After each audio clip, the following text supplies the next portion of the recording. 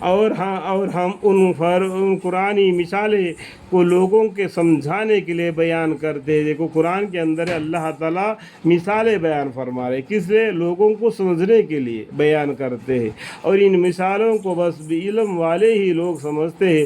اللہ تعالیٰ نے آسمان اور زمین کو مناسب طور پر بنایا، ایمان والوں کے لیے اس کی استحقاق کی عبادت کی بڑی دلیلیں ہیں۔ اللہ مغفر لی، اللہ مغفر لی۔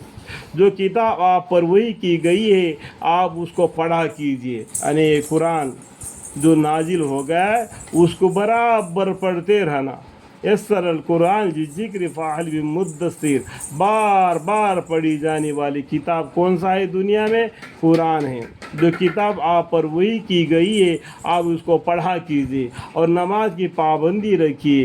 بے شک نماز اپنی وجہ کے اعتبار سے بے حیائی اور ناجائز کاموں سے روک کرتی رہتی ہے۔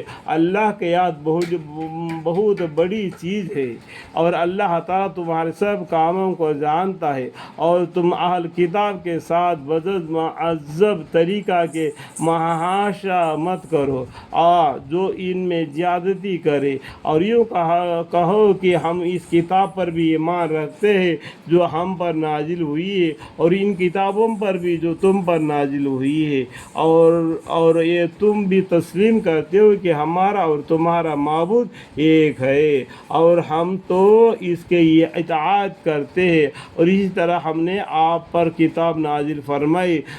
جن لوگوں کو ہم نے کتاب کی نفع سمجھ دی ہے وہ اس آپ والی کتاب پر ایمان لے آتے، یعنی قرآن پر، اور ان اہل عرب مشرک لوگوں میں بھی بعض ایسے مناسب ہے کہ اس کتاب پر ایمان لے آتے ہیں اور ہمارے آیتوں سے بجز ضدی کافروں کے اور کوئی منکر نہیں ہوتا۔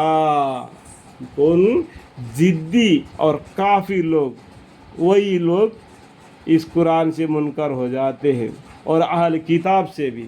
ہم مسلمان لوگ قرآن پر بھی ایمان لاتے، اگلے جتنے بھی پیغمبر آئے، کتنے بھی کتابیں آئے، جتنے بھی صحف آئے، ان سب پر ایمان لے آتا ہے۔ اللہ کا فضل و کرم ہے۔